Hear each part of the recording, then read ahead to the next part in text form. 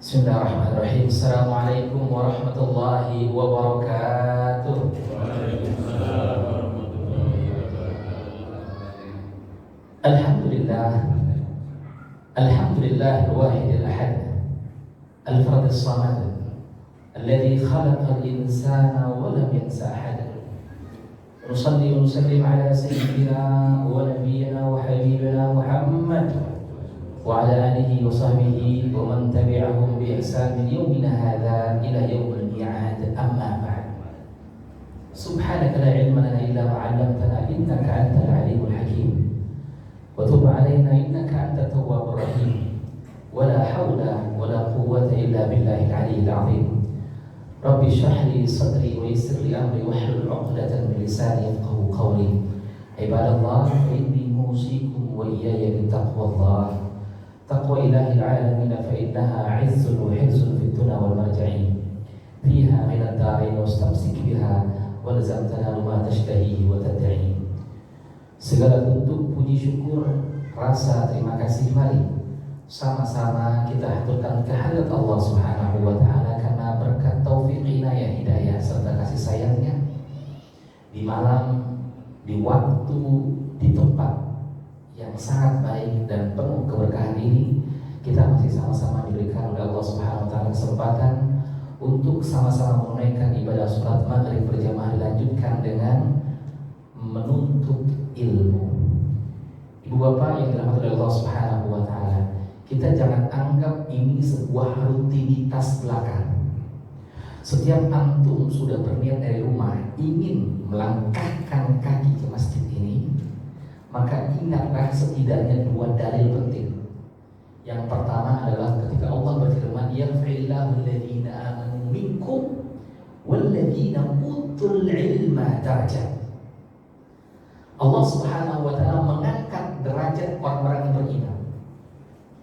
Jadi subhanallah, dari 8 miliar saat ini manusia yang ada di dunia ini, Allah pilih yang beriman gak semuanya ternyata. Kurang lebih 1,8 miliar. Di Indonesia hanya 85% atau mungkin sekarang 80%. Di antara semua itu ada kita yang dipilih oleh Allah Subhanahu wa taala, dimuliakan dengan keimanan.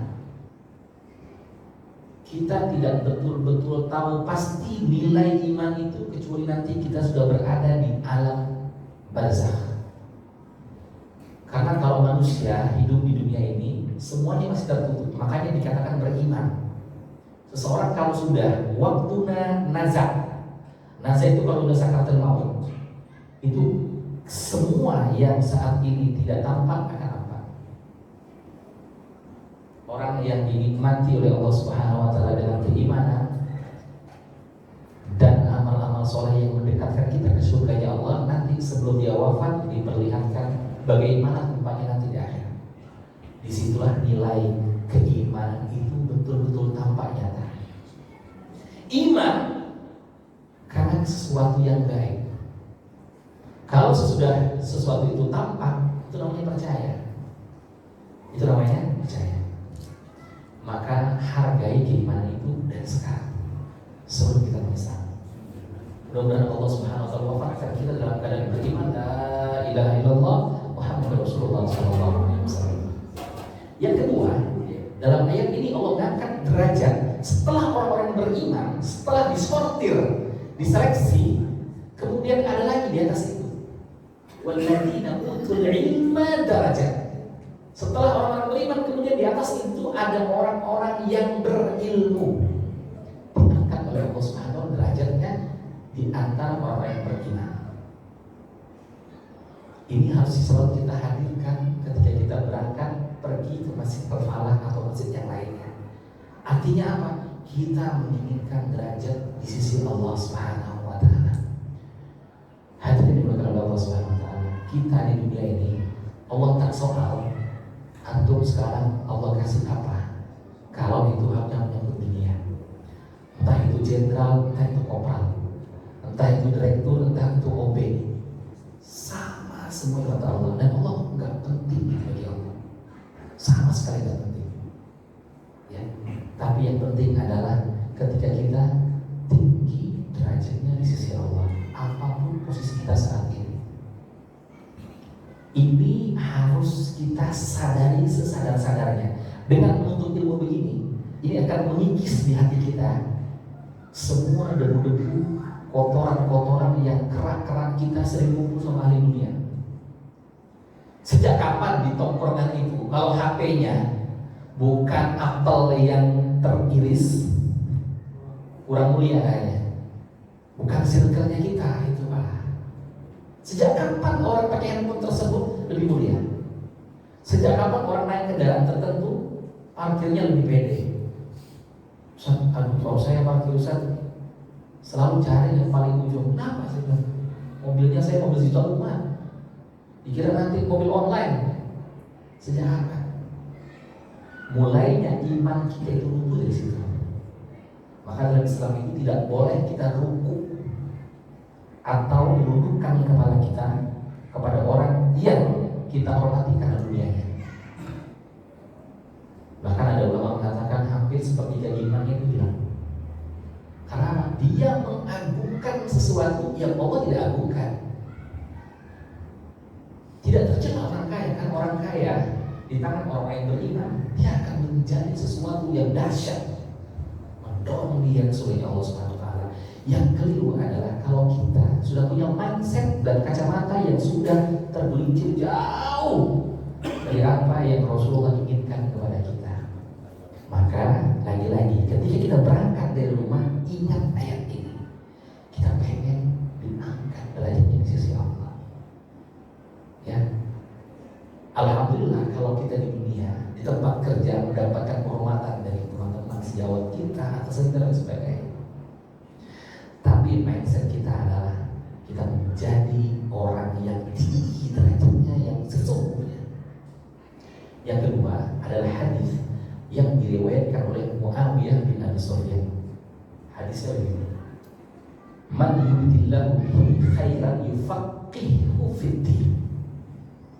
Siapa orang yang Allah menginginkan kebaikan di orang tersebut, orang ini dibikin mengerti tentang agama, dibikin fakih dengan agama. Siapa orang tersebut? Orang yang Allah inginkan. Ini pilihan terbaik dari yang terbaik. Orang yang pengen ngaji, berarti Allah sudah menitipkan benih di dalam hatinya. Allah ingin kebaikan di hatinya. Sayangnya banyak orang yang alergi dengan hadis ini karena perawinya Muawiyah bin Abi Sufyan. Muawiyah bin Abi Sufyan ini adalah seorang sahabat Nabi yang semasa hidupnya sebenarnya masalah politik setelah Rasulullah meninggal. Tapi pada waktu beliau masih zaman dengan Rasulullah, dia sering disuruh oleh Rasulullah untuk mencatat wahyu. Jadi kalau ada wahyu turun, ini Muawiyah bin Abi Sufyan lah orang yang disuruh catat, tulis. Berarti orang ini adalah orang kepercayaan, sekaligus orangnya rapi administrasi. Lahirnya kurang lebih 602 dan meninggalnya tahun 680 Masehi. Dan dia adalah orang satu-satunya dan yang pertama kali perdana mengubah kepemerintahan atau sistem pemerintahan zaman dulu dari kekhalifahan menjadi monarki atau menjadi politik dinasti. Siapapun yang menjalankan ini dan disalahgunakan, Muawiyah bin Abi Sufyan adalah orang yang pertama ditransfer.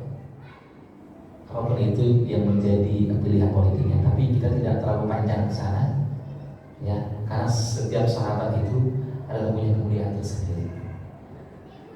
Termasuk perang Siffin ya juga termasuk memilih salah satu pihak yang berperang antara kubu Ibunda Aisyah dan kubu Sayyidina Ali bin Abi Thalib. Sedikit saja saya buka ini ingin menyampaikan kepada antum semuanya bahwasanya sekelas sahabat saja kalau urusan politik itu, makanya seorang faqih dalam kitab Subhan itu mengatakan wa ma jaro bainas sahabi nas. Kadang-kala apa yang terjadi dalam sahabat yang mungkin bisa menjadi kontroversi, sebaiknya kita diam. Tapi ada juga yang genit Dengan politik masa lalu mereka mengubah kata-kata yang muamajah baina sahabidah. Apa-apa yang ada di antara sahabat maka kita harus memvalidasi berita ini. Jadi hadis ini tolong kita hadirkan ketika kita hendak menuju Masjid Al-Falah ini. Bahwasanya yang pertama, Allah ingin mengangkat derajat kita. Ini Allah yang punya dunia dan akhirat, yang punya surga neraka. Kalau antum diangkat derajat oleh Allah, yakin saja mau seisi dunia ini menghinakan kita, kita tetap mulia. Dan apa gunanya kita famous, punya subscribers 30 juta orang, tapi kita hina di mata Allah Subhanahu wa taala. Apa nikmatnya hidup di atas muka bumi Allah dan kita dibenci oleh Allah. Makanya ulama itu mengatakan musibah terbesar ketika kita ada di dunia ini adalah ketika kita di-reject sama Allah. Kita ditolak sama Allah. Kita di rumah, orang yang paling kita cintai, istri kita, diajak ngomong sehari itu gak enak banget. Gak enak banget. Apa enaknya rumah kalau kita tidak bisa saling tegur sapa? Gimana kalau Allah pemilik dunia ini reject kita?